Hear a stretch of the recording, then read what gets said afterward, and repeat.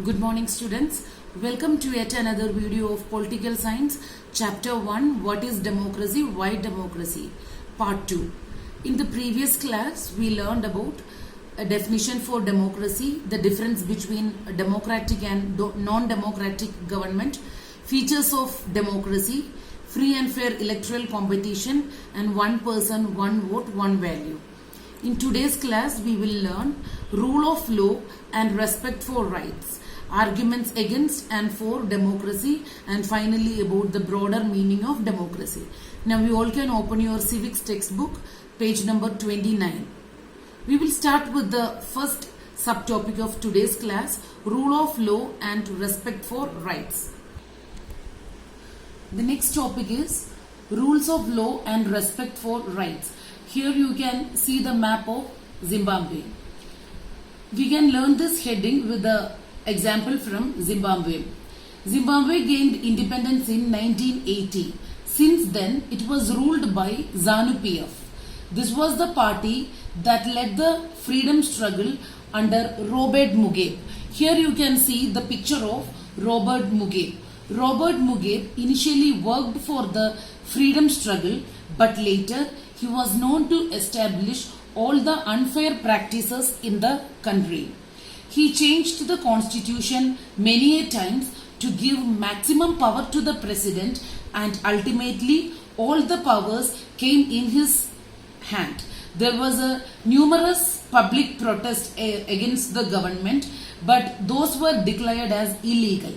He did not allow public to raise the voice against the president or the existing government. Television and radio are controlled by the government and give only the ruling party's version.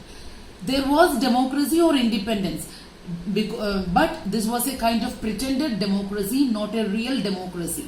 If the media were speaking against the president, they were ought to shut down. So what the government need to respect for? Government should respect people's basic right to think, have or form opinion or express public opinion, and allow people to form associations to protest. And government should allow the people to express their views and bring each and every person equal before the law. So that is the main idea.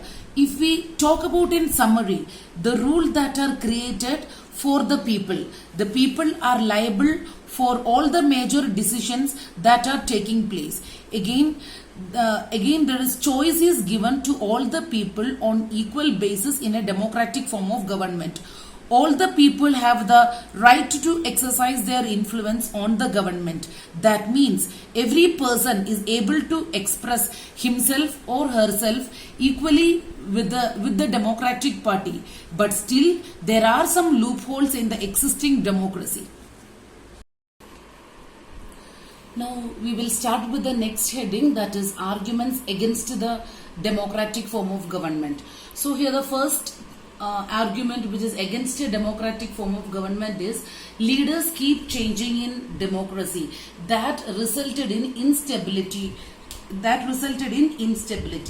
And now the second point, the second argument against democracy is all about political competition and power play.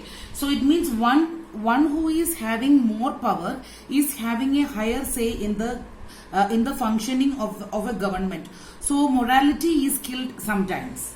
Then the third point is so many people have to be consulted in a democracy. That leads to delay in decision making. So it means in a democratic form of government, a quick decision is not possible in a democratic form of government. So here it is explaining that any sorts of before taking a final decision, it is the government, before taking a final decision in the government, that matter will be discussed, a lot of meetings will be conducted, and that matter will be discussed to many people. So that resulted in a delay in the decision making. Then the fourth point here it is explaining that elected leaders do not know the best interest of the people. That leads to bad decisions. Then the fifth point is democracy leads to corruption, for it is based on electoral politics or competition. So the fifth point is explaining that democracy leads to corruption. So it means probably it is seen that because of like in a democratic form of government, corruption is more visible. It is clearly seen in a democratic form of government. So that is a next argument against the democracy. And the final point explaining here is ordinary people do not know what is good for them. They should not decide anything. So here it is focusing on the illiterate and the politically unconscious voters. In most of the developing countries, majority of the voters are illiterate and politically unconscious. So they elect wrong people. So these are the arguments against democracy. Now the next heading is arguments for democracy. The next heading is arguments for democracy. It means what are the arguments that supports a democratic form of government. So here the first point which is explaining arguments for democracy is it is more accountable form of government. So a democratic form of government is a more accountable form of government. We can learn this point with the help of China's famine that occurred in 1958. China got its independence in 1949. China faced famine in from 1958 to 1961. It means it is a 4 years continuous famine. So that resulted in the death of 3 crore people. So it means in that 4 years continuous famine, 3 crore people died in China. So that was the worst recorded famine in world history. So after China became independent, China established the People Republic of China, where they have only one party, that is the Communist Party, which we learned in the previous class. So in China there will be only one party ruling the country, that is the Communist Party, and there is no freedom of press as well as there is no opposition party. So in India we have multiple party system and we have freedom of press, and free and true choice of election also will happen in a democratic form of government, and especially in India. But India has not witnessed any kinds of major famines. Yes, India also witnessed famine from 1965 to 68 and even also during the wartime, but never got such a massive famine. So why? What is the reason? The simple reason is India is a democratic country. So it is working for the people, and in a democratic form of government is more accountable to the people. So according to The Economist, it was the result of 2 different government policies in the two countries. So here it is explaining that, even famine occurred in India, but India never faced such a worst situation like China. So because of the government policies, here it is explaining that China is worst hit than India because of the result of the different government policies that occurred in the 2 countries. The existence of democracy in India made it respond to food security in a way that the Chinese government did not. So here it is again pointing towards the Chinese political system. So the Economist is explaining that in China it affected a lot, or else 3 crore people died. To a certain extent, the Economist is they are blaming the political system of China. So they come up with a probability that if China had a multi-party system, then it would have been checked by the opposition, and if the press was free to criticize the government, then so many people would have not died in China because of that famine. So India was not affected much. So here it is giving the reason that we have a strong opposition party which will always raise its voice. People's needs are taken care people's needs are taken care. So that is the reason whenever there is a problem, when the opposition raise its voice, the ruling party will take some measures to solve that. Whereas in China, they don't have this kind of political setup where the opposition party, they do not have any voice. They don't have the freedom of press. So like they don't have a good opposition party and the freedom of press. So that is the reason in this particular famine China was worstly affected. So that is, this example is highlighting to the first point that in a democratic form of government, it is more accountable. It is a better form of government because it is more accountable to the people.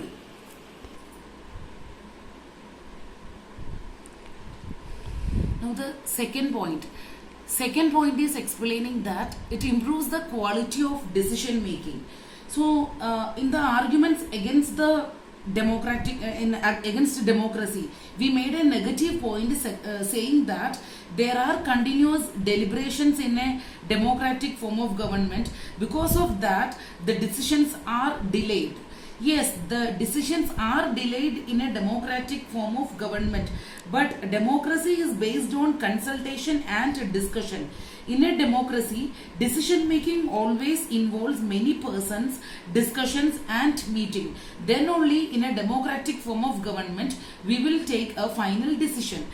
When many people use their brain together, it is easy to be identify the mistakes that are probably to happen, so that they can take quality decision where we can avoid further mistakes. So that is the quality of decision making, which is a very good point. We can say that to support a democratic form of government. So in a democratic form of government, it is always improves the quality of decision making. Though it delayed, it will consult. Decision making is always based on consultation and discussion in a democratic form of government. The procedure will take time, but there is a big advantage in taking time over important decisions, as it prevents one from taking rash or irresponsible decisions. Now the third point, the next method, or is the third point, is explaining that it deals with conflicts and it provides a method to deal with difference and conflicts. Here it is explaining that India is a diverse country that having social diversities like people with different religion, different language, different caste, subcaste, different culture and so on. All these together, we accommodate all these diversities. We are accommodating and we are living together. When it comes to democracy, we are accommodating everyone's views and interests. But in a non-democratic form of government, they do not have that. There is superior racism, extreme importance is given to a particular religion or else a people or else a particular section of people, so that the other section of people think that they were alienated or they were not treated equally. In democracy, we have equality and there are methods to solve the disputes. There is no permanent winner or loser in a democratic form of government. In a diverse country like India, democracy keeps our country together.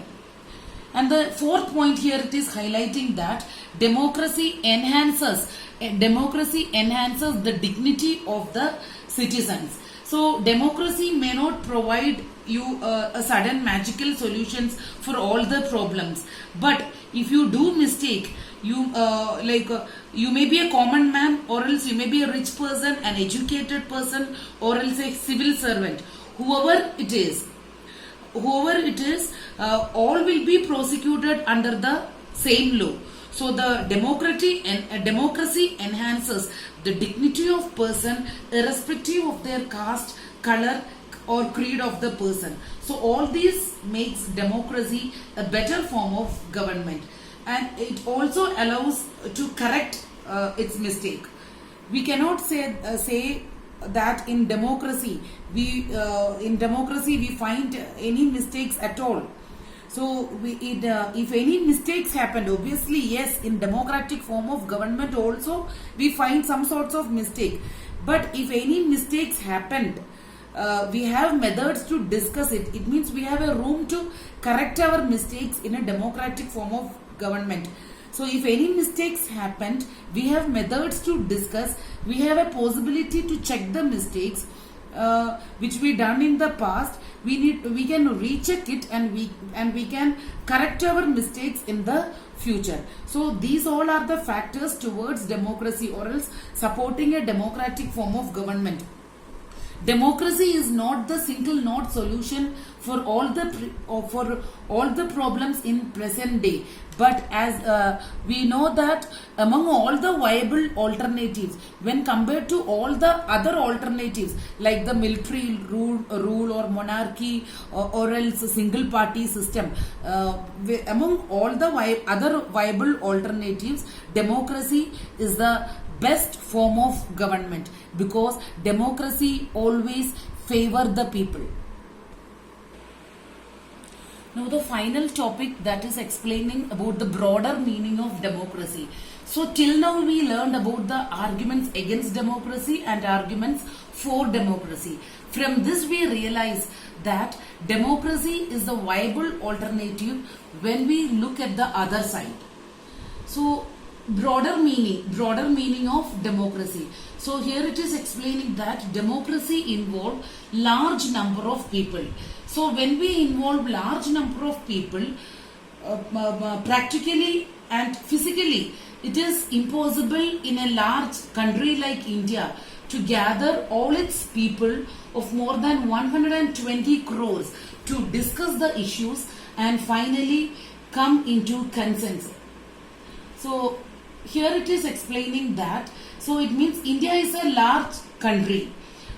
We have a population of more than 120 crore people. So it is explaining that in a democratic form of government, so it is impossible. It is impossible to gather all the Indians together under one roof and discuss about the various issues which we are facing in a country, and finally take a decision, or else come into any agreement. So it is really very difficult, and practically it is an impossible task. So most of the democracy, as we know that it is an impossible task to call all the Indians together. We all will gather together and discuss and take a final decision. So in most of the democracies, or else most of the democracies run the government through the representatives. So people elect their representatives, and finally the representatives will take the decisions on behalf of the people, and they put forward their views as people's views.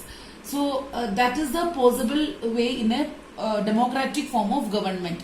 Then so it is explaining in another way. So even if it is possible, so initially we said that it is physically not possible to call all the 120 crore Indians in one single place, and we all can sit together and discuss about the issues what we are facing, and then we can find a solution. First, what I said is, it is physically it is not possible. It is practically not possible. So another probability point which is explaining on the other side, it is explaining here is, even if they could, most of the people may not be interested. So it is explaining that if that is not possible, we all know that, but it is another probability also they are explaining here. If it is possible, many of the people not be interested, or else if you are interested, if they are interested, maybe they may not be skilled enough, or they don't have the desire to take part in politics, because every person is unique and every person have his own taste and likes and dislikes. So most of the democracies run through elected representatives, and finally those representatives on behalf of the people, they will put forward their view as the people's views. So next is what we learned in this method is, how we take decisions, how we will take decisions in a democratic form of government. That's the second point. So this method can be best explained through an example from our family, or else how we will take a decision in our family. So in a family, when we are if you want to take a final decision, so how we will take a decision, we will consult with all the family members, take everyone's opinion, respect everyone's opinion, and then we will take a final decision. So similar way in a democratic form of government also, similar way we are taking decisions. So we will be through consultation and discussions, we are taking a decision in a democratic form of decision. Democratic form of government. So democracy is very good until it goes on the process of consultation and equality. So though it takes a delay in taking decision, but it is explaining that democracy is very good until it goes on the process of consultation as well as equality. Then those who are powerful or powerless, strong or weak, everyone's voice is heard in a democracy. So that is another speciality of a democratic form of government.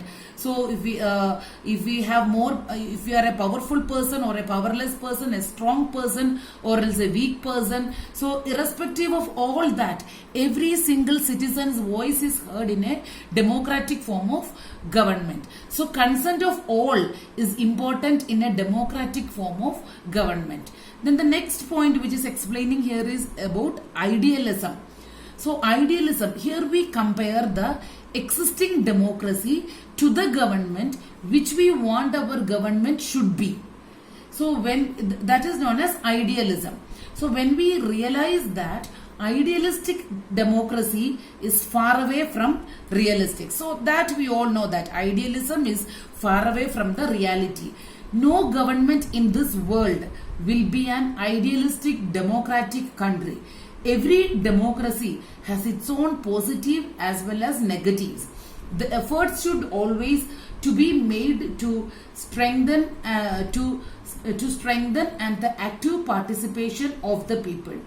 Only in democracy we can see the active participation of people, whereas in a monarchy rule or dictatorship rule or else a single party rule, they don't have the, or else they don't need the active participation of the people.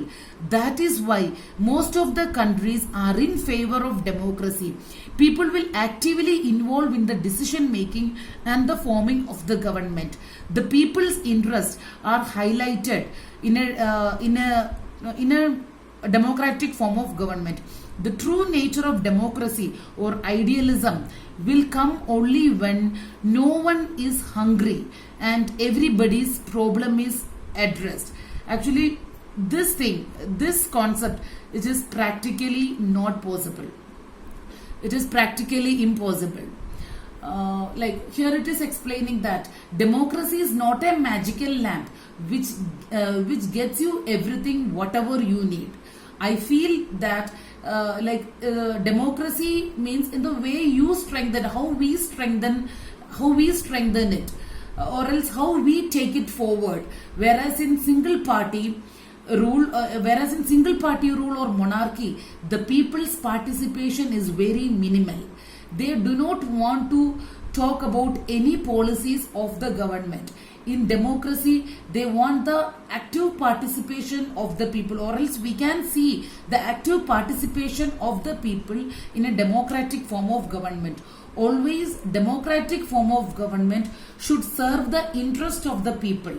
That should be the ideology of democratic government. So these are the basic and larger views of democracy. So I wish to conclude by saying that these are the main concepts the citizens has to concentrate, especially you, the future citizens, have to know and actively participate in politics, so that a better and best form of democracy can be in existence in India. Hope you all understood the chapter. You need to write the notes in the notebook. If you have any doubts related to this chapter, what is democracy, why democracy, you can mail your doubts to dmcsonlinequeries@gmail.com. Thank you, students. Have a very good day ahead.